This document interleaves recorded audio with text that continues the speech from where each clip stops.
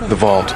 Open it. We can't. The branch manager's not here. I am robbing this bank, but after getting the $500,000, I wasn't in a hurry to leave. Instead, I deliberately started chatting with the bank teller. A large number of police officers quickly surrounded the bank. I raised my hands very calmly. There was not a single trace of panic, because all of this was part of my plan. In court, facing the judge's trial, I didn't make any defense for myself. This completely baffled my good friend and lawyer, Veronica. I am a structural expert at one of the world's top architectural design firms. I am very wealthy. She couldn't understand why I would go rob a bank, but I just didn't want to get her involved in this matter. Finally, the judge sentenced me to 10 years in prison for armed robbery. I would be sent to serve my time at the maximum security Fox River State Penitentiary.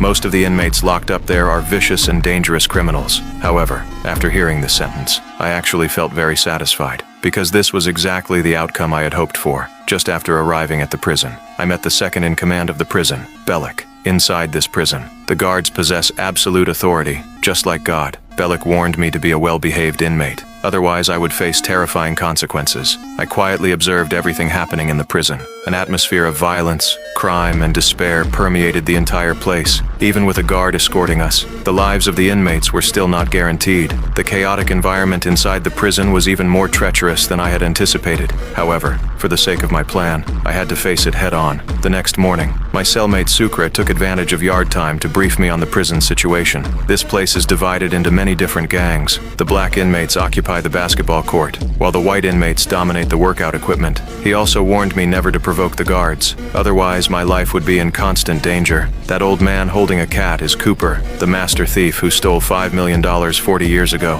The guy walking over right now is known as the department store. You can buy absolutely anything from him. Sukra was introducing everything with great enthusiasm, but my attention was not on any of these things. I asked if they knew a guy named Lincoln. Sukra told me that Lincoln is the most dangerous inmate in the prison. Not long ago, he assassinated the vice president's brother. He is scheduled to be executed by the electric chair in 35 days. Sukra specifically warned me not to have any contact with Lincoln. Otherwise, my life would be in danger. But my answer instantly threw him into a panic.